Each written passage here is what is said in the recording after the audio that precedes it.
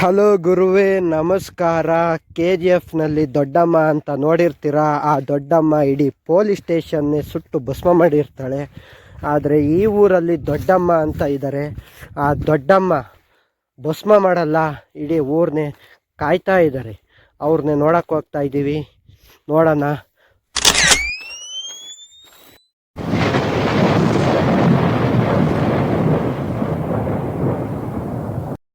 ಈ ಊರಲ್ಲಿ ಮೊದಲನೇ ಸಲ ಅನ್ಕೋತೀನಿ ಒಂದು ನಾಟಕ ನಡೀತಾ ಐತೆ. ಅದು ಕುರುಕ್ಷೇತ್ರ. ತುಂಬ ಚೆನ್ನಾಗಿ ಕಲ್ತಿದ್ದಾರಂತೆ. ಈ ಕುಣಿತ, ಸ್ವಾಮನ ಕುಣಿತ ನೋಡ್ಕೊಂಡು ಡೈರೆಕ್ಟ್ ನಾಟಕ ನೋಡೋಕ್ಕೆ ಹೋಗೋಣ. ನಾಟಕಕ್ಕೆ ಇಷ್ಟು ಜನ ಸೇರ್ಕೋತಾರೆ ಅಂತ ನಾನು ನಿಜವಾಗ್ಲೂ ಅಂದ್ಕೊಂಡಿದ್ದೇ ಇಲ್ಲ. ನಾನು ಎಲ್ಲಿ ನೋಡಲಿ, ಎಲ್ಲಿ ಕೇಳಲಿ, ಬರೀ ಆರ್ಕೆಸ್ಟ್ರಿಗೆ ಹೋಗೋಣ ಅಂತಿದ್ರು. ಇಲ್ಲಿ ಈ ಜಾಗದಲ್ಲಿ ಸೇರಿದ್ರು ಜನಗಳು. ತುಂಬ ಚೆನ್ನಾಗಿ ನೋಡಿದರು, ಖುಷಿ ಆಯಿತು ಜನಗಳು ನೋಡಿ. ನಾಟಕಕ್ಕೂ ಇಷ್ಟು ಜನ ಬರ್ತಾರ ಅಂತ ನೋಡಿ, ಎಷ್ಟು ಜನ ಕುಂತಿದ್ದಾರೆ ಅಂತವ. ಒಳ್ಳೆ ಚೆನ್ನಾಗಿ ಕುಂತಿದ್ದಾರೆ ನಾಟಕ ನೋಡೋಕ್ಕೆ. ಆದರೆ ಮಧ್ಯದಲ್ಲಿ ಸ್ವಲ್ಪ ಮಳೆ ಅಂತಿದ್ದರಿಂದ ಎಷ್ಟೋ ಜನ ಎದ್ದೋದ್ರು. ಅದು ಮುಂದೆ ನೋಡ್ತೀರಾ, ಗೊತ್ತಾಗುತ್ತೆ. ಪೂರ್ತಿ ನಾಟಕ ನೋಡಿ. ಸ್ವಲ್ಪ ಲೇಟ್ ಆಯಿತು ನಾನು ನಾಟಕಕ್ಕೆ ಬರೋದು. ಅವರು ಬಿರ್ನೆ ಬರಬೇಕಾಯ್ತು, ಆಗಲಿಲ್ಲ. ದುರ್ಯೋಧನನ ಆಗಮನ ತುಂಬ ವೈಭವದಿಂದ ಬಂತು.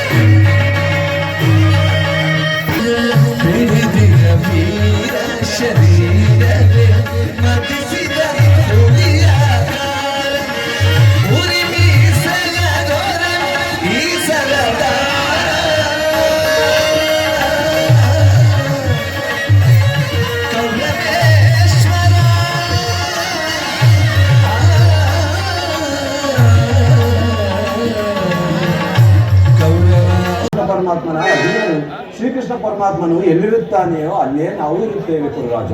ಸರಿಯಾದ ಮಾತು. ಇಡೀ ಯಾದವ ಸೇನೆಯವೇ ನಮ್ಮ ಕೈಸೇರಿದಂತೆ.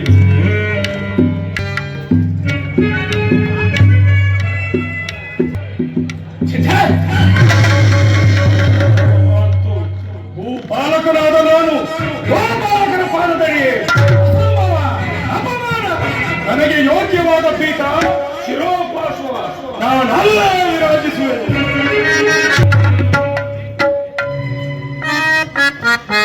ಅರ್ಜುನನ ಆಗಮನ.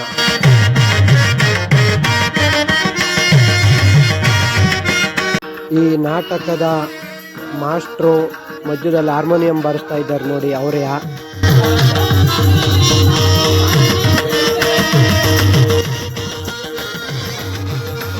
ಇನ್ನು ಚಿಕ್ಕ ವಯಸ್ಸು. ಈ ಚಿಕ್ಕ ವಯಸ್ಸಿಗೆ ಇಷ್ಟು ದೊಡ್ಡ ನಾಟಕನ ತಗೊಂಡು ಕಲಿಸ್ತಾರೆ ಅಂದರೆ ನನಗೆ ನಿಜವಾಗ್ಲೂ ಆಶ್ಚರ್ಯ ಆಯಿತು ಅವ್ರ ಬಗ್ಗೆ.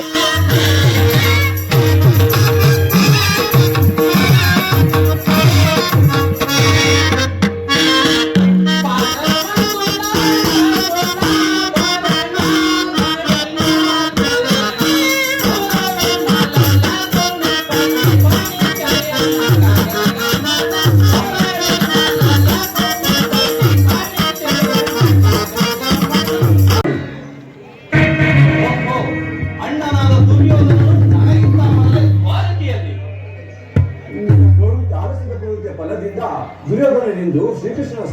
ಬೇಗನೆ ಬಂದಿದ್ದಾನೆ. ಇದೆಂತಹ ವಿಳಂಬನೆ ಪಾತ? ಇದು ವಿಡಂಬನೆ ಎಲ್ಲ ಸಾಧ್ಯಕ್ಕೆ ಪಾಂಡವರ ದುರ್ದೈವ. ಅಥವಾ ನಾವು ಮರುಗುವುದಾದರೂ ಏಕೆ? ಕೌರವರು ನಮ್ಮ ಆತ್ಮೀಯರಲ್ಲವೇ? ಒಂದು ವೇಳೆ ವಾಸುದೇವನ ಕೃಪಾ ದೃಷ್ಟಿಯು ಮೊದಲು ಅವರ ಮೇಲೆ ಬಿದ್ದರೆ ಅದು ನಮಗೆ ಸಂತೋಷದ ವಿಚಾರವೇ. ಯುಧಿಷ್ಠರನು ತನ್ನ 4 ಸೋದರರೊಡನೆ ಪಾಂಚಾಲಿಯ ಸಂಗಡ ಚಿರದಿನದ ಸಲುವಾಗಿ ಮತ್ತೊಮ್ಮೆ ವನವಾಸಕ್ಕೆ ತೆರಳುವೆನು. ಅರ್ಜುನ, ನಿನಗೆ ಅಸಮಾಧಾನವೇ?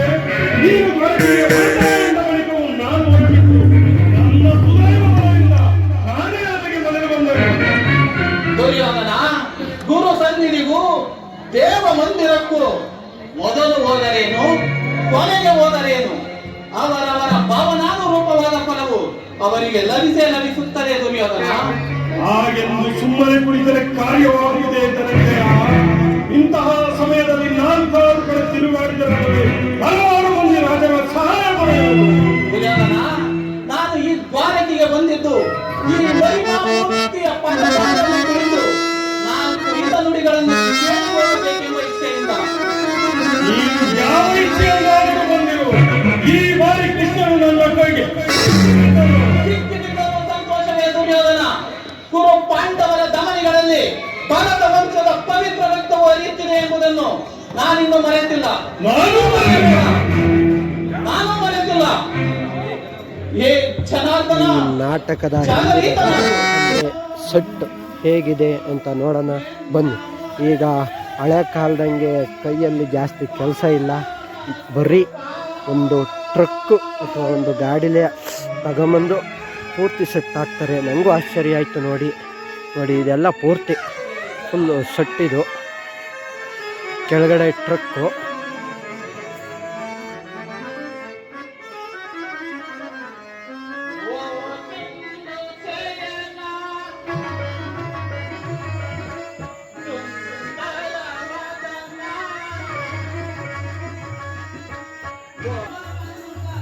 ನೋಡಿ ಇದು ಮೇಕಪ್ ಮಾಡೋಂಥ ಜಾಗ. ಇದು ಟ್ರಕ್ಕು, ಅದು ಹೇಳಿದ್ನಲ್ಲ ಅದೇ ಫುಲ್ ಸೆಟ್ ಹಾಕೋಂಥದ್ದು ಅಂತ, ಅದೇ ಇದು. ಎಷ್ಟು ದೊಡ್ಡದಾಗಿದೆ. ಇವರು ಸೈಂಧವ ಮೇಕ್ ಹತ್ತುತ್ತಾ ಇದ್ದೀನಿ. ಇದು ಹಿಂದಿನ ಭಾಗ ಎಲ್ಲ ಕೊಂದ್ಬಿಟ್ಟಿದ್ದಾರೆ. ಅರ್ಜುನ ಮತ್ತು ದುರ್ಯೋಧನ ಕೃಷ್ಣನ ಕೇಳಕ್ಕೆ ಬಂದಿದ್ದಾರೆ.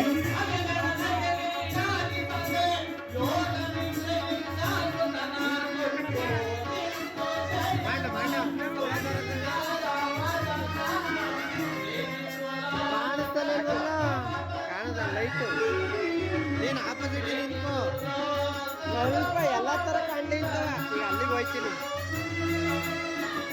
ಅಲ್ಲಿಂದ ಸುಮಾರು ಮಾಡಿದೆ. ಶಕುನಿನ ಮಾತಾಡ್ಸೋಣ ಬನ್ನಿ. ಅಲ್ಲಿ ನಿಂತಿದ್ದಾರೆ, ಅವರೇ ಅವ್ರ ಧರ್ಮಪತ್ನಿ ನೋಡಿ. ಅವರು ನೀರು ಕುಡಿತಾ ಇದ್ದಾರಲ್ಲ, ಅವರೇ ಶಕುನಿ. ಇದು makeup room.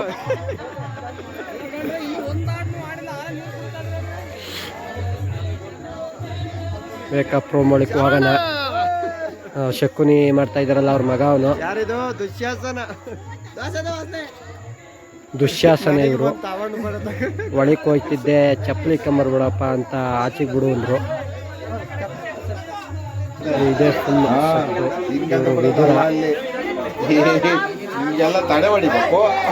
Makeup room. Cinema ಸೆಲೆಬ್ರಿಟಿಗಳಿಗಿರುತ್ತಲ್ಲ ಅದೇ ಥರ. ಏನ್ ಕೆಲಸ ಹೋಗಿ ಹೊರಗಡೆ ಬರಪ್ಪ, ಯಾವ್ದು ಕೆಲಸ ಇಲ್ಲ.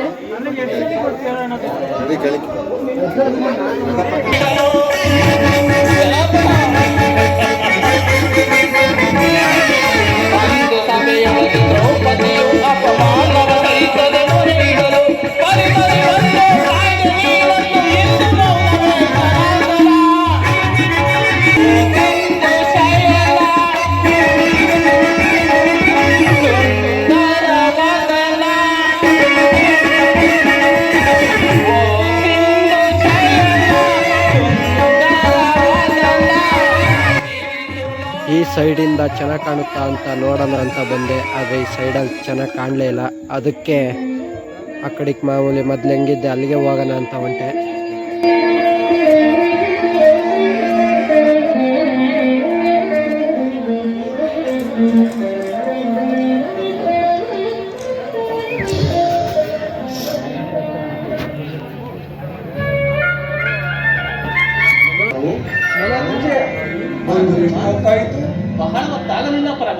ಎಲ್ಲರೂ ಕುಶಲವೇ ಅರ್ಜುನ? ನಿನ್ನ ಕೃಪೆಯಿಂದ ಎಲ್ಲರೂ ಸೌಖ್ಯವಾಗಿರುವರು ವಾಸುದೇವ. ಛೇ ಈ ಜಡದಡಿಲೇಕೆ ಉಳಿದುಕೊಂಡೆ ಪಾರ್ಥ? ಆ ಪಾರ್ಶ್ವದಲ್ಲಿ ಪೀಠಗಳಿರಲಿಲ್ಲವೇ? ಪರಮಾತ್ಮ, ನಿನ್ನ ಚರಣ ಸನ್ನಿಧಿಯೇ ನಮಗೆ ಸ್ಥಾನ, ಅದುವೇ ಮಹಾ ಪ್ರಸಾದ. ವಾಸುದೇವ, ಗುರುಚಕ್ರೇಶ್ವರ, ಭಾವ ಗೌರವೇಶ್ವರ, ಯಾವಾಗ ಬಂದೆ? ಸೌಖ್ಯವೇ? ಸಮಾಚಾರವೇನು? ಬಂದವನು ನೀನಾದರೂ ನನ್ನನ್ನು ಎಚ್ಚರಿಸಬಾರದಿತ್ತೇ ಭಾವ. ಚಕ್ರವರ್ತಿಯಾದ ನೀನು ನನ್ನ ಸಮಯವನ್ನು ನಿರೀಕ್ಷಿಸುವುದಾಯ್ತಲ್ಲ ಭಾವ. ಭಾಮಾರಮಣ, ನಿದ್ರೆ ಮಾಡುವವರನ್ನು ಎಚ್ಚರಿಸಬಹುದು, ನಿದ್ರಾ ವೇಷಧಾರಿಯನ್ನು ಎಚ್ಚರಿಸಲು ಸಾಧ್ಯವೇ? ನಾನು ಒಂದು ಬಹಳ ಹೊತ್ತಾದರೂ ಎಚ್ಚರಗೊಳ್ಳದ ನೀನು ನಿನ್ನ ಪ್ರಾಣ ಮಿತ್ರ ಪಾರ್ಥ ಬಂದೊಡನೆ ಇವತ್ತು ಭಾಷಣವನ್ನೇ ಶುರು ಮಾಡಿಬಿಟ್ಟೆ. ಬಹಳ ಚೆನ್ನಾಗಿದೆ, ಬಹಳ ಚೆನ್ನಾಗಿದೆ ಈ ನಿನ್ನ ಕಪಟ ನಾಟಕ. ಛೀ ಹಾಗೇನಿಲ್ಲ ಭಾವ. ನೀನು ಬಂದುದನ್ನು ನಾನು ನೋಡಿಯೇ ಇರಲಿಲ್ಲ. ಅದಿರಲಿ, ನೀವೀರ್ವರು ಏಕಕಾಲದಲ್ಲಿ ಏತಕ್ಕಾಗಿ ಇಲ್ಲಿಗೆ ಬಂದಿರಿ? ಅದರಲ್ಲಿ ನೀವು ನಮ್ಮ ಪಕ್ಷವನ್ನು ವಹಿಸಲು ಕೇರಳ ಬಂದಿರುವರು. ಏನು ಭಾವ? ಯುದ್ಧವೇ? ಯುದ್ಧವು ಎಂತಹ ಘೋರ ಕರ್ಮವೆಂದರೆ ನಿನ್ನ ಬಳಿ ಮೊದಲು ಬಂದಿದ್ದು ನಾನು. ನನ್ನ ಪಕ್ಷವನ್ನು ವಹಿಸಿದರೆ ನ್ಯಾಯವನ್ನು ಪಾಲಿಸಿದಂತಾಗುವುದು. ನಾನು ನಿಮ್ಮೀರ್ವರಿಗೂ ಸಹಾಯವನ್ನು ಮಾಡಿದೆ. ಈಗ ಕೇಳಿ, ಅಪ್ರತಿಮ ವೀರ ಭಟರಿಂದ ಕೂಡಿದ ಬಲರಾಮ ಸಹಿತ ಯಾದವ ಸೈನ್ಯ ಒಂದು ಕಡೆ, ತಿರಸ್ಕರನೂ ನಿಮಗೆ ಯಾವುದು ಬೇಕು ಪಾರ್ಥ? ಪರಮಾತ್ಮ, ಯದುಕುಲ ಚೂಡಮಣಿ, ನಾನು ನಿಮ್ಮನ್ನೇ ಅಪೇಕ್ಷಿಸುವುದು. ಈತನಿಂದ ನನಗೇನು ಪ್ರಯೋಜನ? ಕೃಷ್ಣ, ಪಾಂಡವರ ರಕ್ಷಣಾ ಭಾರವನ್ನು ನೀನೇ ವಹಿಸಿಕೋ. ಗುರು ಬಲರಾಮ ದೇವ ಸಹಿತ ಅಕ್ಷೋಣಿ ಸೈನ್ಯವೇ ನಮ್ಮ ಪಕ್ಷ ಸೇರಲಿ. ಅರ್ಜುನ, ನನ್ನನ್ನು ಗಾಗಿ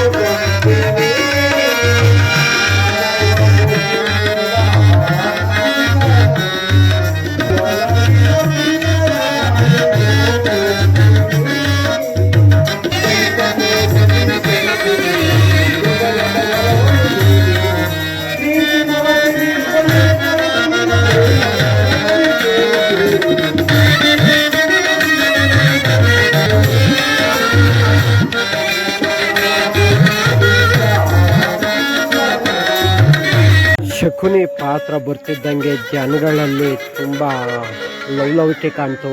ತುಂಬ ಇಷ್ಟಪಟ್ಟರು ಶಕುನಿ ಅಂತಿದ್ದಂಗೆ. ಅಷ್ಟೇ ಚೆನ್ನಾಗೂ ಆ್ಯಕ್ಟ್ ಮಾಡಿದ್ರು ನೋಡಿ.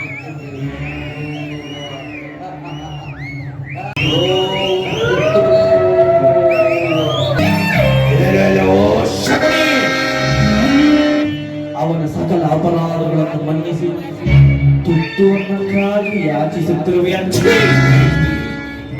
ನಾಚಿಕೆ ಆಗಬೇಕು, ನಿನ್ನ ಜನ್ಮಕ್ಕೆ ನಾಚಿಕೆ ಆಗಬೇಕು.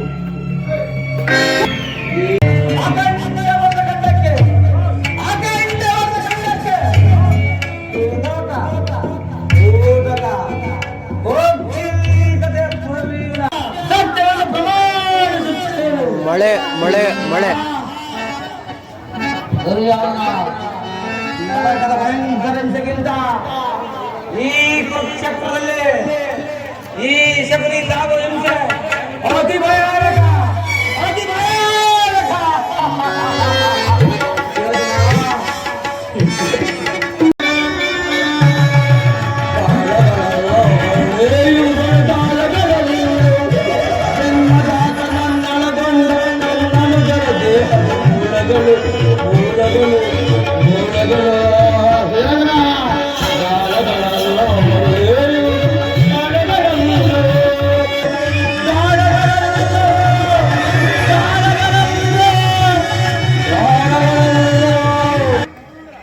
ನಾನು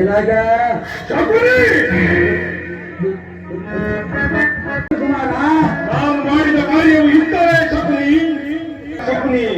ಈ ದುರ್ಯೋಧನನು ಹಸ್ತಯಕಶೂರನು, ಹನ್ನೆರಡು ಗೋಳಗಳಿಂದ ಸಮಸ್ತ ಸೈನ್ಯವನ್ನೇ ಎದುರಿಸಬಲ್ಲ. ಆದರೆ ಜ್ಞಾತಿ ಹಿಂಸೆ, ಸಂಯುತ ಕಲಹ ವಿಧಿತವೇ ಮಾವ. ನಾನು ಆ ದಿನ ದ್ವಾರಕೆಗೆ ಹೋದಾಗ ಯುದ್ಧವು ಅಧರ್ಮವೆಂದು ಕೃಷ್ಣನು ನಾನಾ ರೀತಿ ಹೇಳಿದನು. ದುಶ್ಯಾಸನನ ಆಗಮನವಾಯಿತು. ದುರ್ಯೋಧನನ ಪ್ರಿಯ ತಮ್ಮ. ತುಂಬ ಚೆನ್ನಾಗಿ ಆ್ಯಕ್ಟ್ ಮಾಡಿದರು ಅವರೂ.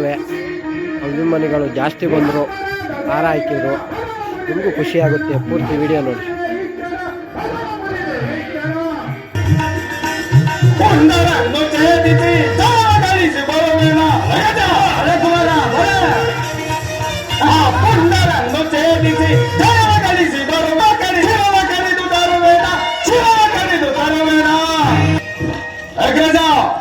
ಆ ಕೃಷ್ಣನು ಹಸ್ತಿನಾವತಿಗೆ ಬಂದಿರುವನಂತೆ. ನಾಳಿನ ಪ್ರಾತಃ ಕಾಲ ನಮ್ಮ ರಾಜ್ಯಸಭೆಯಲ್ಲಿ ಶಾಂತಿ ಸಂಧಾನ ನಡೆಸರಂತಣ್ಣ. ಶಾಂತಿ ಸಂಧಾನ ಏನು? ಕೃಷ್ಣನು ಹಸ್ತಿನಾವತಿಗೆ ಹೋಗು ಸಹೋದರ, ಅತಿಥಿ ಸತ್ಕಾರಕ್ಕೆ ಸಿದ್ಧನಾಗು. ಆತನಿಗೆ ವಿದುರನಂತ ಭಕ್ತರು ಮತ್ತಾರಿರುವರು. ಈ ದಿನ ಆತನ ಅತಿಥಿ ಸತ್ಕಾರವನ್ನು ಸ್ವೀಕರಿಸಿ ನಾಳೆ ನಮ್ಮ ಅರಮನೆಗೆ ಬಂದೇ ಬರುವರು. ನಡೆ ಸಹೋದರ. ಎಚ್ಚರಿಕೆ ಅಣ್ಣ, ಎಚ್ಚರಿಕೆ. ವಿನಾಶವಾಗುವ ಕಾಲವ ಬಂದೆವ ಗಂಗಮಗೆ. ಅತಿಯಾಸೆ ತುಂಬಿ ಹೋದು ನಿನ್ನ ಮನದಲ್ಲೇ, ನನ್ನ ಪುರತಾಚಾಗರಿಯುವುದು ನನ್ನ ಮನದಲ್ಲೇ. ಆಸೆ ಇದೆ ನಿನ್ನ ಮನದಲ್ಲೇ, ನಿನ್ನ ಕೊಲೆ ಮಾಡೋ ಬಂದಿದೆ ನನ್ನ ಮನದಲ್ಲೇ.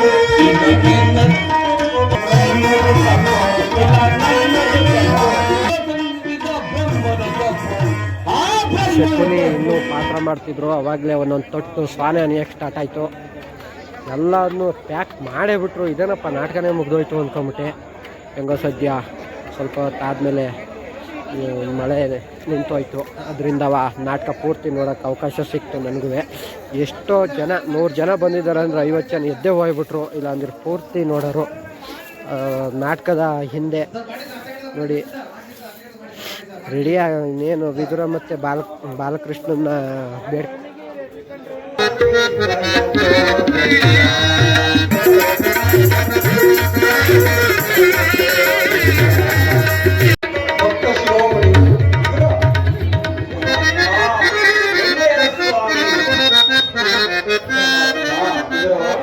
ಈ ದೀನನ ಮೇಲೆ ದಯೆ ತೋರಿ ಇಂದಿಗೆ ದರ್ಶನ ನೀಡಿದೆಯಾ?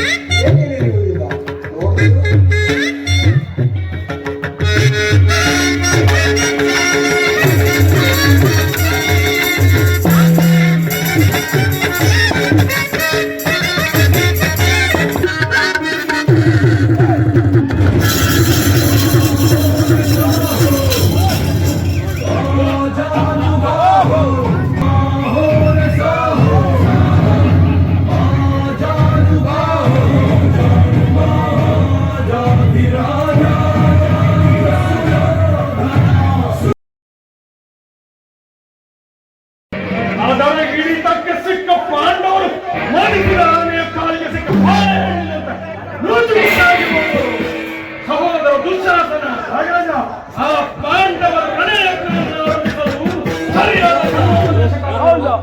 ನಾಗರಾಜ ಆ ಪಾಂಡವರನ್ನು ಜಯಿಸಲು ನಮ್ಮ ಅಂಗಾವತಿಯಾದ ಕೆಲಸವಿಲ್ಲವೇ? ಅದಕ್ಕೆ ಗೆದ್ದಿದ್ದೆ ಗಜ. ಪುತ್ರ ಏನು ಹೇಳಿದೆ? ನ್ಯಾಯವಾಗಿ ಪಾಂಡವರಿಗೆ ಅರ್ಧ ರಾಜ್ಯವನ್ನು ಕೊಡಬಹುದು. ಚಕ್ರವರ್ತಿಯಾದ ನಾನು ನಿನ್ನಿಂದ ಕೈ ತಿರುಗಿಕೊಳ್ಳಬೇಕು. ಸಾಕು ಬಾಯಿ ಮುಚ್ಚು.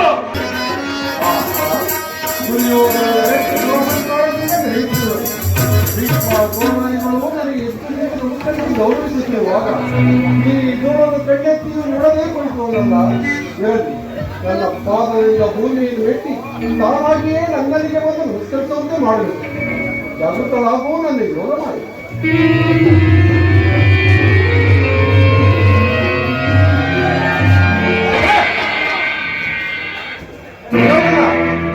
ಭರತಕುಲ ಚಕ್ರವರ್ತಿಯಾದ ನೀನು ದೂತರಾಗಿ ಬಂದಿರುವ ನನ್ನ ಪಾದಗಳಿಗೆ ನಮಸ್ಕರಿಸಬಹುದೇ?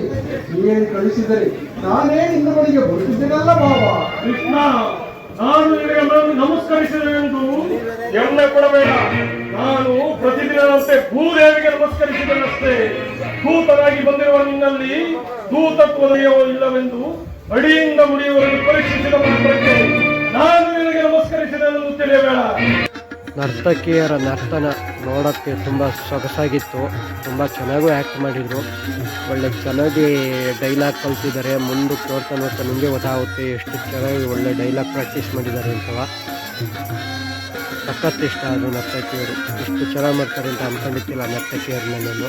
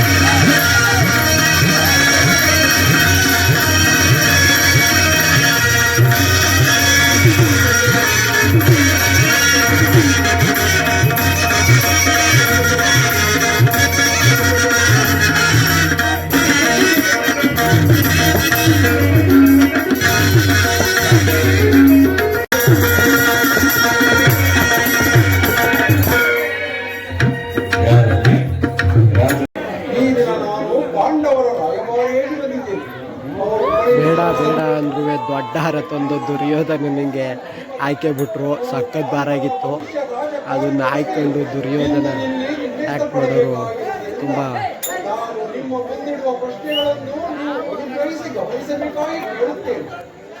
ದುರ್ಯೋಧನಿಗೆ ನಗುನೇ ಬಂದ್ಬಿಡ್ತು. ಅಷ್ಟು ದೊಡ್ಡ ಹಾರ ಹಾಕಿದ್ದಕ್ಕೆ ಚೆನ್ನಾಗಿ ಕಾಣ್ತಿದ್ರು. ಪ್ರತಿಜ್ಞೆಯಂತೆ ನಾವು ನಡೆದುಕೊಂಡೆವು. ನಿನಗೆ ವಾಗ್ದಾನ ಮಾಡಿದಂತೆ ನಮಗೆ ಸಲ್ಲಬೇಕಾದ ಅರ್ಧ ರಾಜ್ಯವನ್ನು ನಮಗೆ ಕೊಡಿ. ಸಭಾಸದೆ ಪಾಂಡವರ ಈ ವಿನಯವಚನಗಳನ್ನು ಕೇಳಿದಿರಾ? ಬಾಲ್ಯದಿಂದ ನೀವು ಅವರ ಮೇಲೆ ತೋರುತ್ತಿದ್ದ ದೀರ್ಘ ವೈರವನ್ನು ಮರೆಯಲು ಪಾಂಡವಂತನರು ಸಿದ್ಧರಾಗಿದ್ದಾರೆ. ವಿಷಭೋಜನ, ಲಾಕ್ಷಾದ್ರೋಹ ದಹನ, ಕಪಟದೂತ ಇವೆಲ್ಲಕ್ಕಿಂತಲೂ ಮಿಗಿಲಾಗಿ ತುಂಬಿದ ರಾಜ್ಯಸಭೆಯಲ್ಲಿ ದ್ರೌಪದಿಯ ವಸ್ತ್ರಾಪಹರಣ ಇಂತಹ ಮಹಾಪಾಪಗಳನ್ನು ಮನ್ನಿಸಿ ಪಾಂಡವರು ತಮಗೆ ನ್ಯಾಯವಾಗಿ ಸಲ್ಲಬೇಕಾದ ತಮ್ಮ ಭಾಗಕ್ಕಾಗಿ ನಿಮ್ಮಲ್ಲಿ ಯಾಚಿಸುತ್ತಿರುವಾಗ ಈ ಸುತ್ತಮಯವನ್ನು ವ್ಯಕ್ತಗೊಳಿಸದೆ ಶಾಂತಿ ಸಂಧಾನಗಳಿಗೆ ಪ್ರಯತ್ನಿಸಿರಿ. ಧೃತರಾಷ್ಟ್ರ ರಾಜೇಂದ್ರ, ಮಕ್ಕಳನ್ನು ಸ್ವೇಚ್ಛಾಚಾರಿಯಾಗಿ ಬಿಟ್ಟಿದಂತೆ ಮುಂದೆಯೂ ಬಿಡುವೆಯಾದರೆ ಅಪಾರ ವಿಶೇಷವಾಗಬೇಕು. ಗಂಡಿಯು ಕಾಲುವೆಯಾಗಿ ಅರಿಯಲು ಅವಕಾಶ ಕೊಡಬೇಡ. ಗೌರವರಂತೆ ಪಾಂಡವರು ನಿನಗೆ ಮಕ್ಕಳಲ್ಲವೇ? ಪಾಂಡವ ರಾಜನ ಮೃತರಾದ ಬಳಿಕ ಅವರು ತಮ್ಮ ಬಾಲ್ಯವನ್ನು ನಿನ್ನ ತೊಡೆಯ ಮೇಲೆಯೇ ಕಳೆದರಲ್ಲವೇ? ಆ ಮಕ್ಕಳಿಗೆ ಆಶ್ರಯ ಕೊಡುವಂತೆ ನಾನು ನಿನ್ನಲ್ಲಿ ಪ್ರಾರ್ಥಿಸಿದ್ದೇನೆ. ಸರ್ವಜ್ಞನಾದ ನಿನಗೆ ಇದಕ್ಕಿಂತ ಹೆಚ್ಚಿಗೆ ಹೇಳುವ ಅವಶ್ಯಕವಿಲ್ಲ. ಪಿತಾಮಹ ಭೀಷ್ಮರು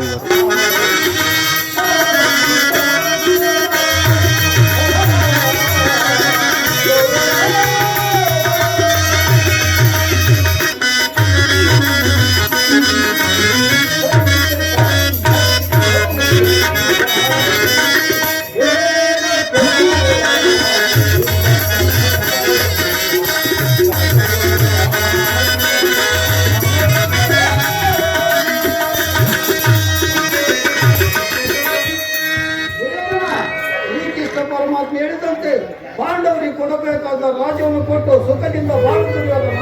ಇದೇ ನಮ್ಮ ಅಭಿಮತ ದುರ್ಯೋಧನ. ಆಲೋಚಿಸುತ್ತೇನೆ.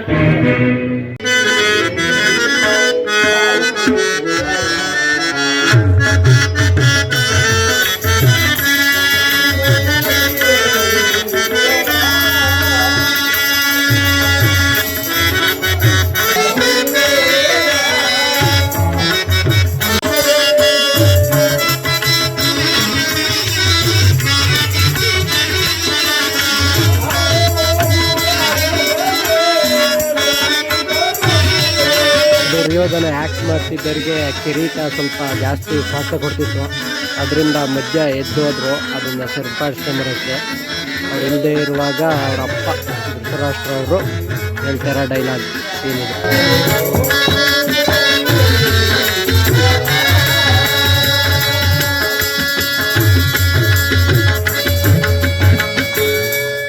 ಪುತ್ರ ಸುಯೋಧನ, ಶ್ರೀಕೃಷ್ಣ ಪರಮಾತ್ಮನು ಹೇಳಿದ ಮಾತನ್ನು ಕೇಳಿದರು. ಪಾಂಡವರಿಗೆ ಕೊಡಬೇಕಾದ ಅರ್ಧ ರಾಜ್ಯವನ್ನು ಕೊಟ್ಟು ಈಗಿನ ವೃದ್ಧ ಜನನಿ ಜನಕರಿಗೆ ಸಂತೋಷವನ್ನೇ ಉಂಟು ಮಾಡುವುದೇ ನನ್ನ ಅಭಿಮತವಾಗಿದೆ.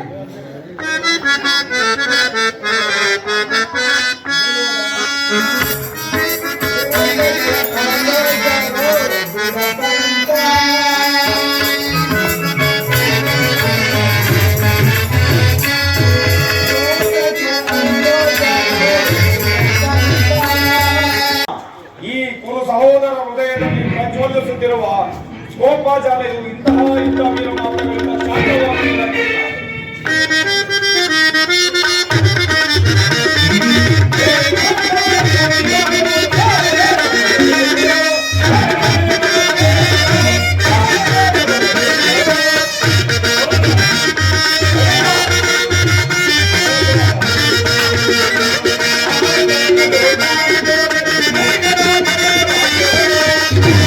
ನೀನು ಸಹ ಇವರಂತೆಯೇ ಮಾತನಾಡುತ್ತಿರುವೆಯ?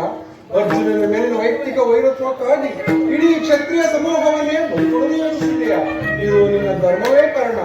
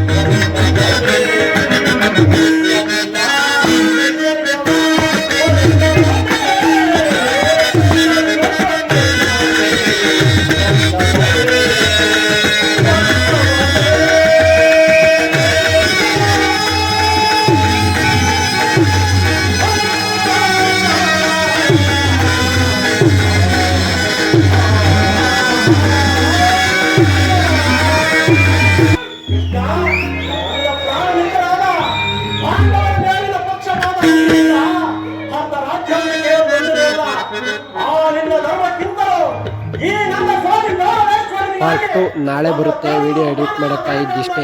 ದಯವಿಟ್ಟು ವಿಡಿಯೋ ಪೂರ್ತಿ ನೋಡಿ. ಇಷ್ಟ ಆದರೆ ದಯವಿಟ್ಟು ಸಬ್ಸ್ಕ್ರೈಬ್ ಮಾಡ್ಕೊಳ್ಳಿ. ನಾಳೆ ಪಾರ್ಟ್ 2 ಬರ್ತೀನಿ. ಸಬ್ಸ್ಕ್ರೈಬ್ ಮಾಡ್ಕೊಳ್ಳೋದು ಮರಿಬೇಡಿ.